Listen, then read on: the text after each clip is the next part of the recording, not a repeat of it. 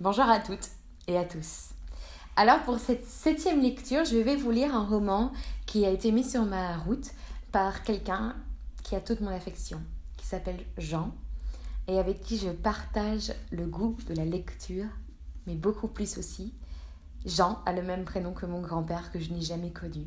Je crois que le fait qu'il m'ait offert ce bouquin a aussi resserré des liens entre lui et moi et que quelque part...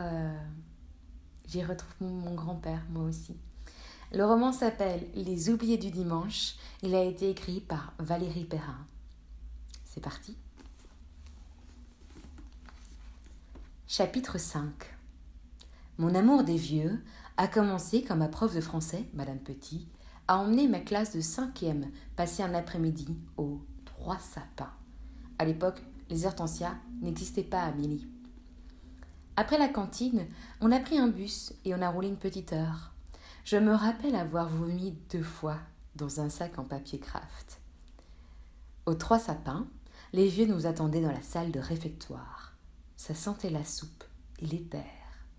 Ça m'a redonné envie de vomir. Quand il a fallu les saluer, j'ai arrêté de respirer par le nez. En plus, il piquait. Au niveau des poils, c'était l'anarchie. Ma classe avait préparé un spectacle. On devait chanter « Gimme, gimme, gimme » du groupe ABBA. On portait des costumes en lycra blanc et des perruques empruntées au club de théâtre du collège. Après le spectacle, nous nous sommes installés avec eux pour manger des crêpes. Aucun d'eux n'a lâché le mouchoir en papier qu'ils serraient fermement dans leurs poings glacés. Mais pour moi, c'est là que tout a commencé. Ils nous ont raconté des histoires. Et les vieux, comme ils n'ont plus que ça à faire, ils racontent le passé comme personne. Pas la peine de chercher dans les livres ni dans les films. Comme personne. Ce jour-là, j'ai compris que les anciens, il suffit de les toucher, de leur prendre la main pour qu'ils la racontent. Comme quand on creuse un trou dans le sable sec au bord de la mer, l'eau remonte systématiquement sous les doigts. Moi, aux hortensias, j'ai mon histoire préférée. Elle s'appelle Hélène. Hélène, c'est la dame de la chambre 19. Elle est la seule à m'offrir de vraies vacances. Et quand on connaît le quotidien d'une aide-soignante en gériatrie, on peut dire que c'est un luxe. Le personnel l'appelle la dame de la plage. Quand je suis arrivée dans le service, on m'a dit « Elle passe ses journées sur une plage, sous un parasol ». Et depuis son arrivée, une mouette a élu domicile sur le toit de l'établissement. Dans la région des mouettes, il n'y en a pas. Ici, c'est le centre de la France. Des merles, des moineaux, des corbeaux, des étourneaux, il y en a plein, mais pas de mouettes, sauf celle qui vit au-dessus de notre tête. Hélène est la seule résidente que j'appelle par son prénom. Chaque matin, après la toilette, on l'installe sur son fauteuil face à la fenêtre. Et je vous jure que ce qu'elle regarde, ce ne sont pas les toits de Milly, mais quelque chose de fabuleusement beau, comme un sourire bleu. Pourtant, ses yeux clairs sont comme ceux des autres résidents d'ici. Ils ont la couleur d'un drap délavé. Mais n'empêche que quand j'ai un coup de blues, je prie pour que la vie m'apporte un parasol comme le sien. Son parasol s'appelle Lucien. C'était son mari. Enfin, son presque mari, puisqu'il ne l'a jamais épousée. Hélène m'a raconté toute sa vie. Tout, mais en puzzle. Comme si elle m'avait fait cadeau du plus bel objet de sa maison, mais qu'elle l'avait cassé en 1000 morceaux avant, sans le faire exprès. Depuis quelques mois, elle parle moins, comme si la chanson de sa vie arrivait à la fin d'un disque et que le volume baissait.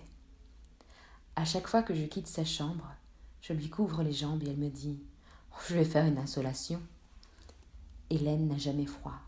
Même en plein hiver, elle se paye le luxe de se réchauffer au soleil pendant que nous, on colle nos fesses sur les radiateurs déglingués des hortensias. La seule famille d'Hélène que je connais, c'est sa fille, Rose. Rose est peintre et dessinatrice.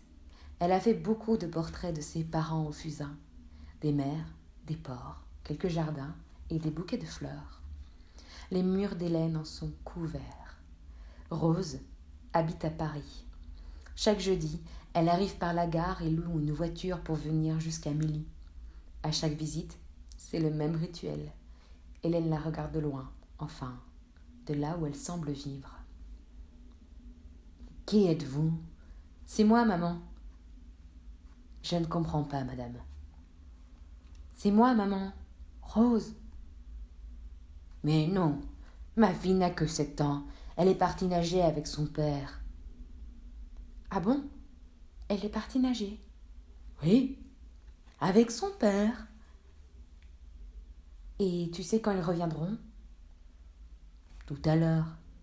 Je les attends. » Ensuite, Rose ouvre un roman et en lit des extraits à sa mère. Ce sont souvent des romans d'amour. Quand elle a terminé sa lecture, elle me laisse les bouquins. C'est sa façon à elle de me dire merci. Merci de m'occuper de sa mère comme de la mienne. Le début du chapitre le plus fou de ma vie, je l'ai ouvert jeudi dernier, vers 15h. J'ai poussé la porte 19 et je l'ai vu, assis près du fauteuil d'Hélène, les portraits de Lucien accrochés sur les murs. C'était lui. Je suis restée comme une cruche à les regarder. Je n'osais pas bouger. Lucien tenait la main d'Hélène. Elle avait une expression que je ne lui connaissais pas, comme si elle venait de découvrir quelque chose d'incroyable. Il m'a souri et il a dit « Bonjour, vous êtes Justine ?» J'ai pensé « Tiens, Lucien connaît mon prénom. Ça doit être normal. Les fantômes doivent connaître le prénom des vivants. Ils doivent savoir plein de trucs qu'on ignore.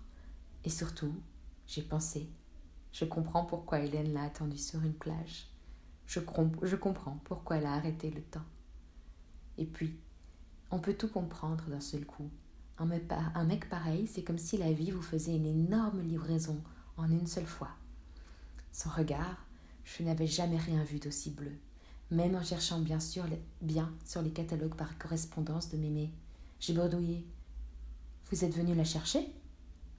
Il n'a pas répondu. Hélène non plus. C'est fou comme elle le regardait. Ses yeux, les draps délavés, tout ça, ça n'existait plus. Je me suis approchée d'eux et j'ai embrassé Hélène sur le front. Sa peau était encore plus chaude que d'habitude. J'étais dans le même état que le ciel quand on dit que le diable marie sa fille. Dans ma tête, il pleuvait et il faisait beau en même temps.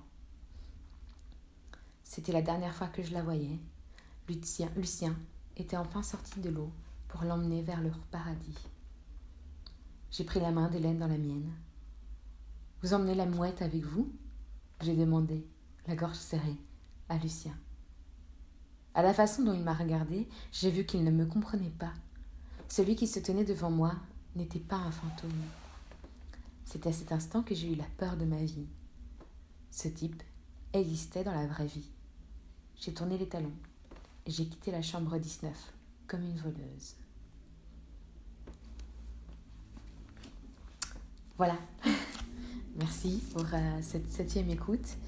À très vite pour d'autres livres. Oh là, je suis émue.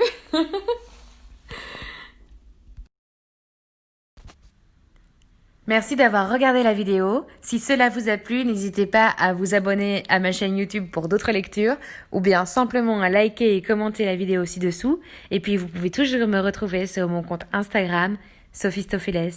Je vous dis à bientôt pour d'autres lectures et puis à très vite.